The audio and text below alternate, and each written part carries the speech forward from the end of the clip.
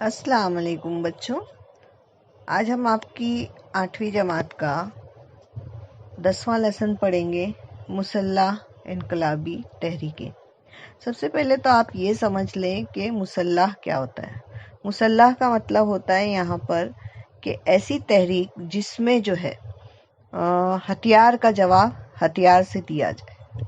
तो इसी के ऊपर जो है ये हमने अभी पिछले सबक में हमने देखा था कि दो ग्रुप बन गए थे, एक एतदाल पसंद और दूसरा इंतहा पसंद।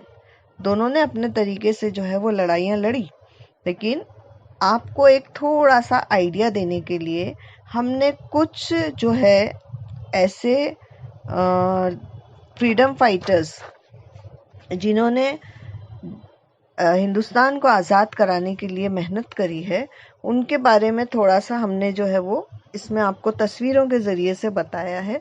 उसमें जो है बहुत सारे लोग शामिल हैं। मिसाल के तौर पे वासुदेव बलवंत फड़के, चापेकर बरादरान और उसी के साथ में अभिनव भारत की तंजीम और उसी के साथ में इंडिया हाउस के पंडित श्यामजी कृष्ण वर्मा, मैडम कामा, चंद्रशेखर आज़ाद, भगत सिंह, राजगुरु, सुखदेव और उसी के साथ सूर्य सेन, कल्पना दत्त, प्रीति लतावड़े, ये सारे लोग जो है इन लोगों ने फ्रीडम फाइटिंग में बहुत बढ़ चढ़ के जो है वो हिस्सा लिया और अपने हिंदुस्तान को आज़ाद कराने की बहुत ज़्यादा कोशिशें की। आप लोग के स्लाइड में सारे जो है फ्रीडम फाइटर्स की फोटोज आ रही है बेटा।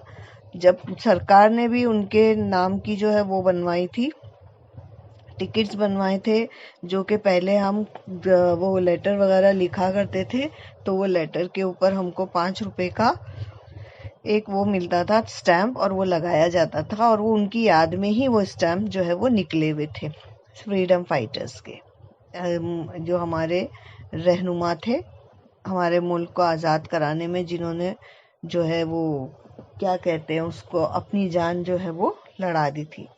चलिए अब बढ़ते हैं हम अपने मुसल्लह इनकलाबी तहरीक की तरफ। सबसे पहले एक चीज़ समझ लीजिए कि एतदाल और इंतहा पसंद तरीक़ेकार के साथ ही आज़ादी की लड़ाई में मुसल्लह इनकलाब का तरीका भी अपनाया गया। इनकलाबियों का ये अहद था कि हथियार का जवाब हथियार से दिया जाए, क्योंकि जो गांधी जी का तरीका था उसमें अहिंसा था। यानी वो लोग क्या करते थे, एक लाइन को ऐसी मारती थी पुलिस, जो है वो डंडे बरसाती थी, वो गिर जाती थी तो पीछे की जो लाइन आती थी वो आगे आ जाती थी, और वो पीछे वालों को, जो गिरे हुए होते थे, उनको वो पीछे लेके चले जाते थे और वहां उनकी मरहम पट्टी करते थे, और वो दूसरा एक आ जाता था। इस तरह से इन लोगों का कहना था कि हम क्यों ना उनका जवाब उनकी लैंग्वेज में ही दे, यानी हथियार के जरिए हथियार का जवाब जो है वो देना चाहिए। अब उसके बाद में 1857 के बाद के ज़माने में पंजाब में राम सिंह कुक्का ने बरतानवी हुकूमत के खिलाफ बगावत की। इसी तरह से वासुदेव बलवंत फड़के, जिनकी फ़ोटो अभी आपने देखी होगी, अंग्रेज़ों के खिलाफ मुसल्लह जंग के हामी। फड़के ने उस्ताद लहू जी साल्वे से इस्लाह के इस्तेमाल की तरबियत हासिल की। अब ज़ाहिरी बात है, अगर मेरे हाथ में आप गंदे दोगे तो मुझे तो चलानी आएगी नहीं। तो अब जो है, जो मुसल्लह जंग करने के हामी थे, जो इस तरीके से लड़ाई करना चाहते थे और आज़ादी हासिल करना चाहते थे, वो थे फड़के। उन्होंने उस्ताद लहूजी साल्वे नामी शख्स जो थे, उनसे जो असलाह की तरबियत हासिल की। इसी तरह से रामूशी ब्रदरान को मुत्तहिद करके हुकूमत के खिलाफ उन्होंने बगावत की। लेकिन क्या हुआ कि हुकूमत जो है वो उनसे ज़्यादा ताकतवर होती थी और ये बगावत उनकी नाकाम हो गई। उसके बाद में 1883 में अदन के कैद खाने में इनकी मौत हो गई, साल्वे की। अब उसके साथ में एक और जिक्र आता है चापेकर बरादरान का। क्या हुआ था कि पूना में जो है वो ताउन की वबा फैल गई थी, और वो ताउन की वबा ऐसी फैली हुई थी जैसा अभी अपने इधर पैंडेमिक फैला हुआ है। तो उधर का बंदोबस्त करने वाला था रैंड जो था वो अंग्रेजों का कमिश्नर था, और उसने क्या किया, लोगों के साथ बहुत ज्यादा जुल्म और ज्यादती की।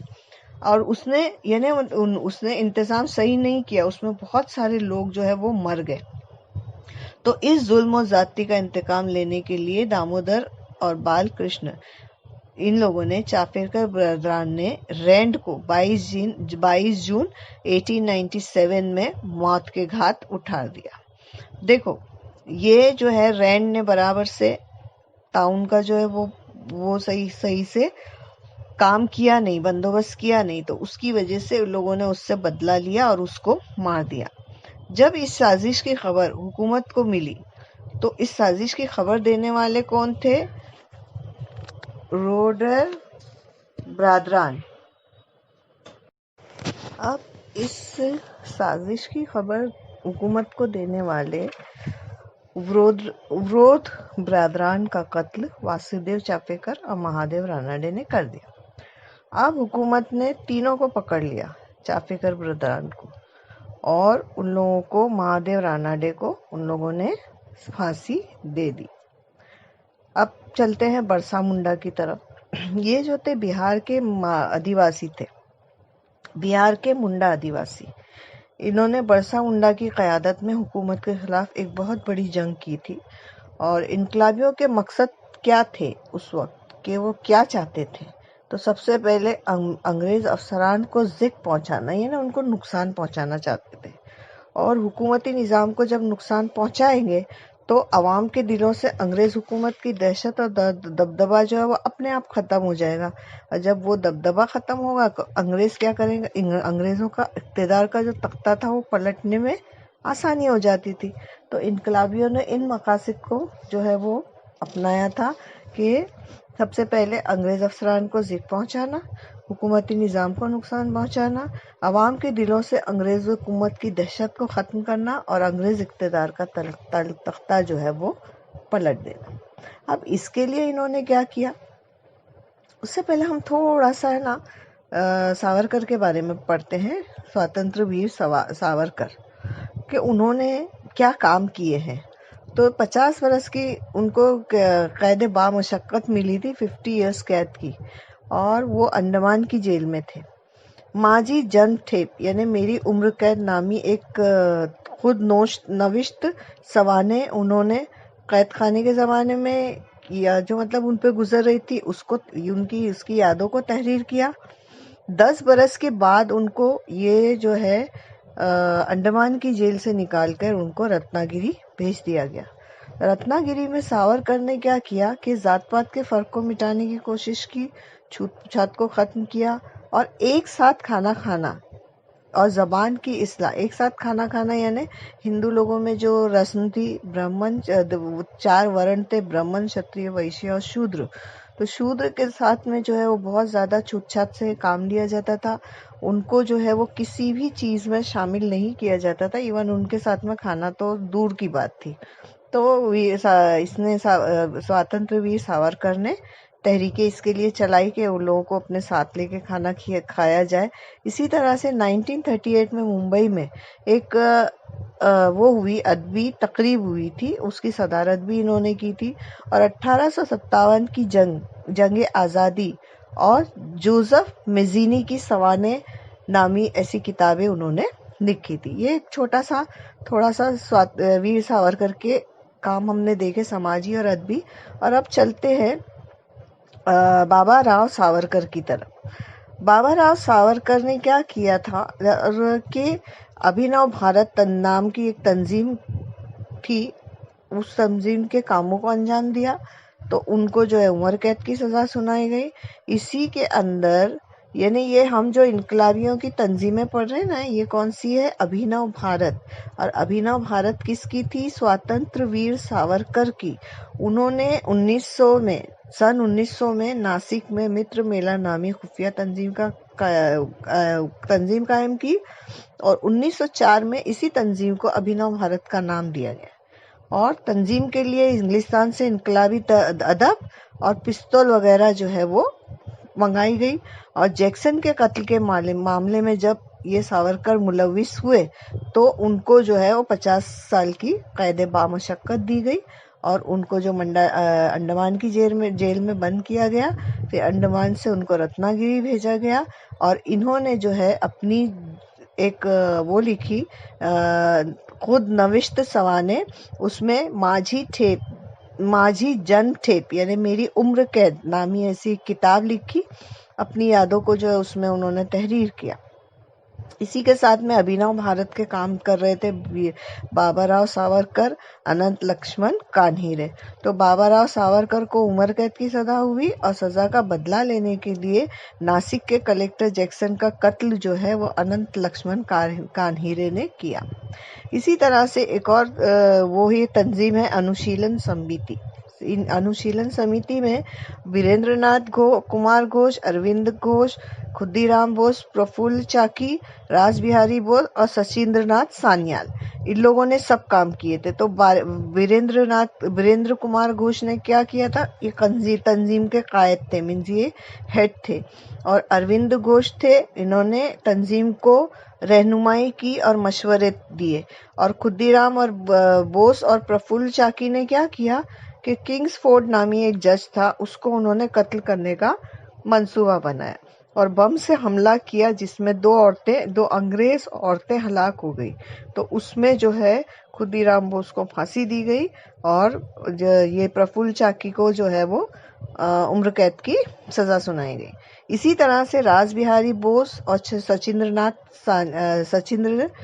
सान्याल, इन लोगों ने पंजाब, दिल्ली, उत्तर प्रदेश में इनकलाबी सरगर्मियों के मराकज़ कायम किए और लॉर्ड हॉर्डिंग्स पर बम फेंके, मगर ये हुआ कि वो इस हमले में बच निकला और उनकी कोशिशें नाकाम हुई। यानी वो लोग अपनी तरफ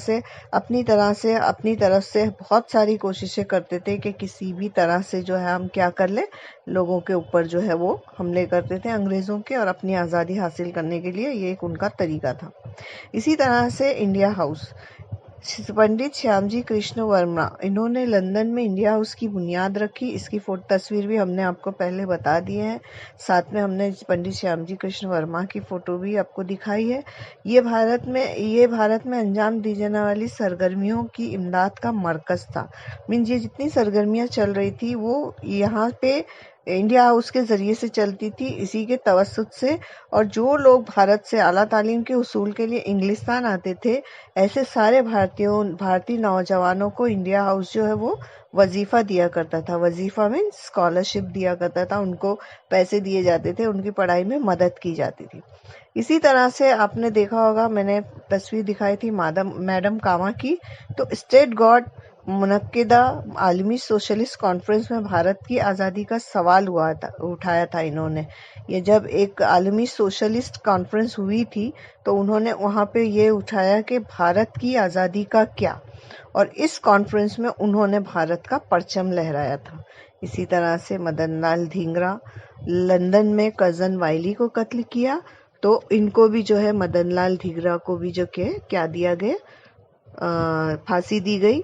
और इसी तरह से क्योंकि उन्होंने लंदन में कर्जन वाइली को कत्ल किया था।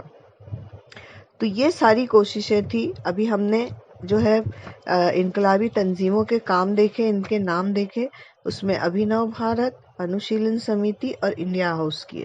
इंशाल्लाह अगले पीरियड में हम अगला लेसन करेंगे। उम्मीद है बच्चों को ये लेसन समझ में आया होगा। बेटा मिलते हैं अगले पीरियड में।